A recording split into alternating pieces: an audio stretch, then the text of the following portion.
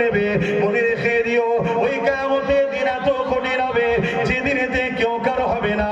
আল্লাহ নবী জানিয়ে দিলে যার উপরে যা জোর চলবে তাকে জোর করে শুইয়ে দিয়ে তার বুকের উপরে পা দিয়ে দাঁড়িয়ে যাবে।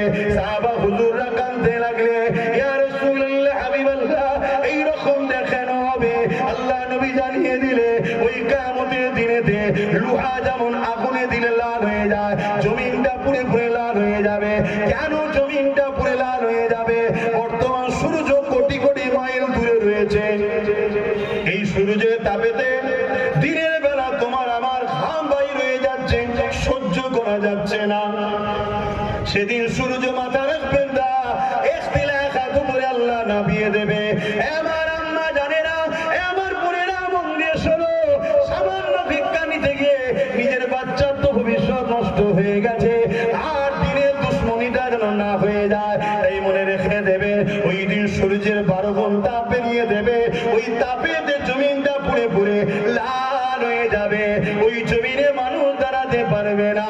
যার উপরে যার জোর চলবে তাকে জোর করে দিয়ে ওই জমিনের উপরে শুইয়ে দিয়ে তার বুকের উপরে মানুষ দাঁড়িয়ে যাবে। এই যুবকেরা, এই তরুণেরা, ওই দিনে তোমার আমার কি দশা হবে? হ্যাঁ, ওই দিনে তুমি যদি কোরআনের পক্ষে দাঁড়াও, রাসূলুল্লাহর পক্ষে দাঁড়াও, দ্বীনের পক্ষে দাঁড়াও, হালকা বয়সে ভুল হয়ে গেছে, আল্লাহ পাকের কাছে ক্ষমা চেয়েছো, মাফ করে দেবে। কিন্তু দ্বীনের দুশ্মনী করো না, কোরআনের দুশ্মনী করো না, রাসূলুল্লাহর দুশ্মনী করো না। মনে রেখে দিও ওই কিয়ামতের দিনেতে আমার আল্লাহ তিনি রহমান রহিম, নবী পাকের শাফাআতের বিনিময়ে তোমাকে নাজাতের দরজা খুলে দেবে। আরো জোরে বলুন সুবহান।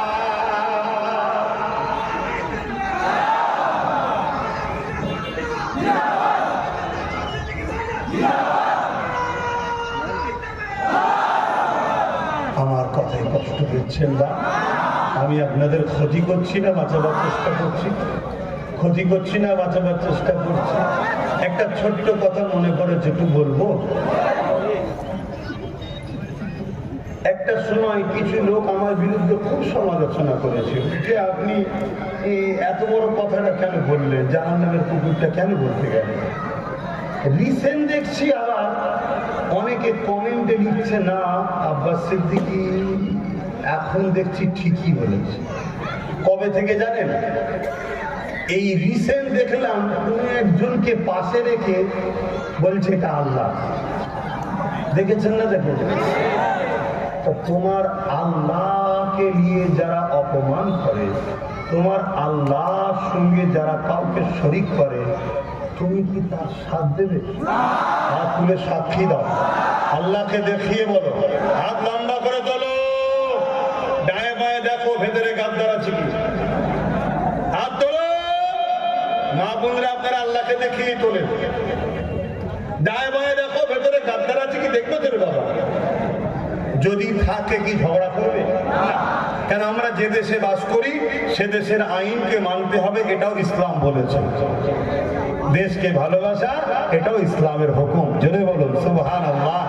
শোনো, যে দেশের সঙ্গে গাদ্দারি করবে, যে দেশের সঙ্গে দুশ্মনী করবে, দেশের আমানকে নষ্ট করবে, সে উম্মতে মুহাম্মাদী প্রকৃত রাসূলুল্লাহর উম্মত হতে পারল না। কারণ আমার নবী মাতৃভূমির জন্য কেঁদেছে, আমার নবী মাতৃভূমির আমানের জন্য লড়েছে, আমার নবী মাতৃভূমিকে ভালোবেসেছে। আমার নবীর মাতৃভূমির নাম হলো মক্কা, আর আমাদের মাতৃভূমির নাম হলো ভারতবর্ষ। বলুন জিন্দাবাদ। তাহলে দেশের সঙ্গে যে গাদ্দারি করবে সে প্রকৃত মুসলমান হলো না। কথা মাথায় ঢুকছে? হ্যাঁ। কিন্তু কেউ যদি আমাদের মধ্যে থাকে, তাকে চেনা দরকার আছে না? কেন মুনাফিক যদি চিনতে না পারো অসুবিধা আছে। কথা বুঝে আসছে? তাহলে আজকে বলো কি চলছে? আমার ধর্মটাকে নিয়ে ছেঁড়াছিড়ি হচ্ছে না হয়নি? কারা করছে? যাদের হাতে ক্ষমতা আছে। তা তোর হাতে ক্ষমতা আছে, তুই মানুষের রুজি রুটি শিক্ষা কারবার ব্যবসালে ভাববি, তুই ধর্ম নিয়ে ভাবতে বলছিস কেন? তাহলে আমাদেরকে সেই বিষয়ে মতা দেওয়া দরকার আছে না? না। তাই একটুখানি বলছি, কিন্তু ধর্মের পক্ষে বলছি না বিরুদ্ধে বলছি। আচ্ছা, এই কথাগুলো বলাতে কেউ যদি আমার বিরোধী হয়, সে বিরোধী করার কারণ কি ভাই? আমি যেমন কারো বিরোধী করছি, উদ্দেশ্য একটা, তারা আমার দিনের বিরোধী, তাই তো নাকি? বলে অনেকে আবার বলে আপনি যদি 10টা কথা বলেন তো 6টা 7টা দেখেছি, 6টা 7টা দেখেছি প্রাক্তন এই সরকারের নিয়ে বলেন, আর ওর নিয়ে কম বলেন কেন? অনেকে বলে না, বলেন কথা বলবেন তো। আচ্ছা বলুন তো, ওকে চিনতে কারো বাকি আছে? জোরে বলেন। ওকে তো সবাই চেনে, ও জন্য ওকে সবাই চেনে। ও সাত কোনদিন কোন ইমানদার মুসলমান, জোরে বলেন। কিন্তু এ তো চুনকে দই বলে কাপড়ায় বিক্রি করছে, কিন্তু খেয়ে মুখ পুড়ে যাবে। এই জন্য বোঝাচ্ছে ওটা দই নয়, এটা চুন। এই জন্য বেশি বেশি করে বোঝাতে হয়। কথা বুঝে আসছে না? না। আপনারা বলুন, প্রকাশ্য দুশ্মন বেশি ভয়ঙ্কর না বন্ধু সেজে দুশ্মন বেশি ভয়ঙ্কর? জোরে বলে। বন্ধু সেজে দুশ্মন বেশি ভয়ঙ্কর। কেন? সর্বসময় পিছনে ছুরি মারে আপন জনরা, যে সাথে থাকি, কাঁধে হাত দিয়ে ঘুরছে ঠিকই, সুযোগ পেলে পিছন থেকে মেরে দেয়। তাহলে আমার ভাই, আমার বাপ মাকে চিনানো দরকার নয় যে প্রকাশ্য দুশ্মনকে যেমন চেনো, মোনাফেককে চেনো, কারণ মোনাফেক আরো ভয়ঙ্কর। আল্লাহ রসুল কথা বলেছে না, বলে না? কেন? প্রকাশ্য দুশ্মন তোমার বাড়িতে কখনো এন্ট্রি হতে পারবে না যদি তোমার বাড়িতে থাকা বন্ধু সেজে গাদ্দার না তাকে সাথ দেয়। এ কথা বুঝছেন? আজ থেকে চলে যাও না, বছর 15 আগে এই বাংলায় কি প্রকাশ্য দুশ্মন ছিল? একটু হ্যাঁ কি না বলবে? দেখো, ঠিক বন্ধু সেজে কেউ আসলো, আমরা তার উপরে ভরসা করলাম, সে আস্তে আস্তে আস্তে আস্তে আমাদের প্রকাশ্য দুশ্মনকে বাংলায় জায়গা করে দিচ্ছে। এজন্যই রাসূল বললেন, আমার বড় ভয় হয় আমার উম্মত দেখারে প্রকাশ্য দুশ্মনরা ক্ষতি করতে পারবে না, বন্ধু সেজে মুনাফিকরা আমার উম্মতের ক্ষতি করে দেয়। এটা কার কথা? রাসূলুল্লাহর কথা। এইগুলো আপনাদেরকে সজাগ করব না? এখন আমি শেষ কথা বলবো। মসজিদ কার ঘর? একটু আওয়াজ দিয়ে বলবেন। মাদ্রাসা কার ঘর?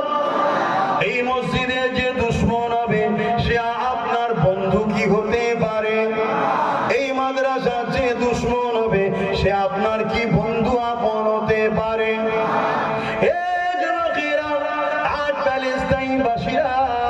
মসজিদ আকসাকে বাঁচাবার জন্য তারা তাদের মা বাবা, পরিবার, সন্তান, জান-মাল সব কুরবান করে দিয়েছে, কিন্তু মসজিদ আকসাকে জালিমদের হাতে ছেড়ে দেয়নি গো।